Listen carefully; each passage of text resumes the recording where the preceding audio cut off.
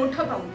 महायुतीमधील घटक पक्षांना राज्यात पुन्हा सत्ता मिळवून देण्यासाठी गेम चेंजर भूमिका पार पाडणाऱ्या मुख्यमंत्री माझी लाडकी बहीण योजनेच्या जानेवारी 2026च्या हप्त्याची प्रतीक्षा सगळ्याच लाडक्या बहिणींना आहे. जानेवारी महिन्याच्या हप्त्याचं वितरण करण्यासाठी महिला व बाल विकास विभागानं निधीची जमवाजमव देखील सुरू केली आहे. सामाजिक न्याय विभागानं मुख्यमंत्री माझी लाडकी बहीण योजनेच्या जानेवारीच्या हप्त्याचं वितरण करण्यासाठी 98.45 कोटी रुपयांचा निधी वर्ग केला आहे.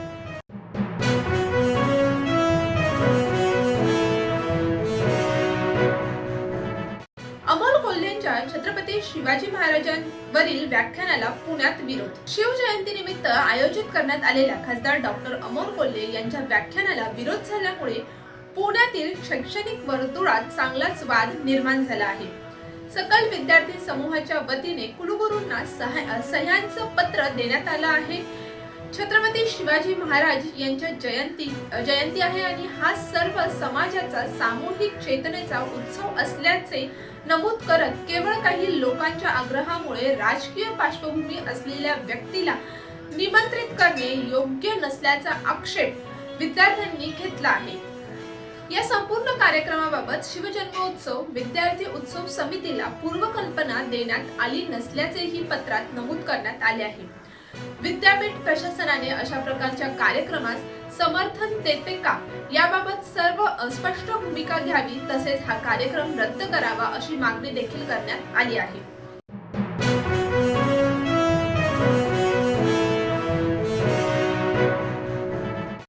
व्याख्यानाला पुण्यात विरोध होताच अमोल कोल्हे यांची पहिली प्रतिक्रिया देखील समोर आली आहे.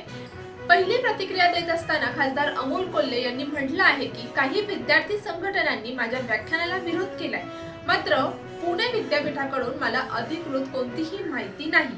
त्यामुळे आज 4 वाजता होणाऱ्या व्याख्यानाला मी जात आहे.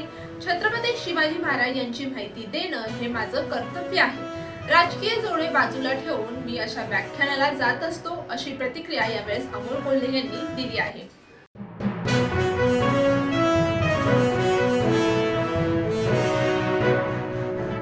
ठाकरे बंधूंच्या युतीत मिठाचा खडा. प्रत्येक गोष्टीत राजकारण पाहू नका. सूचना द्यायच्या असतील तर त्या भेटी व्हायला नको का? विरोधकांनी विरोधकांची भूमिका पार पाडायला पाहिजे. काल शिंदेंना भेटलो, उद्या मुख्यमंत्र्यांना भेटेल. शिंदेंची घेतलेली भेट ही काही राजकीय नव्हती, अशी प्रतिक्रिया मनसे अध्यक्ष राज ठाकरे यांनी दिली आहे.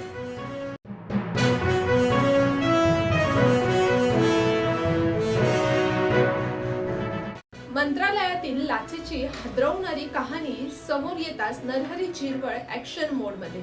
अन्न व औषध प्रशासन विभागाचे विशेष सहाय्यक मंत्री नरहरी झिरवळ यांच्या कार्यालयीन वादग्रस्त स्टिंग ऑपरेशन नंतर महत्त्वाची प्रशासकीय हालचाल करण्यात आली आहे. झिरवळ यांचे खासगी सचिव म्हणून प्रतिनियुक्तीवर कार्यरत असलेले डॉक्टर रामदास गाडे यांना तात्काळ पदावरून कार्यमुक्त करण्यात आले असून त्यांची सेवा मूळ विभागात प्रत्यावर्तित करण्याचे आदेश हे देण्यात आले आहेत.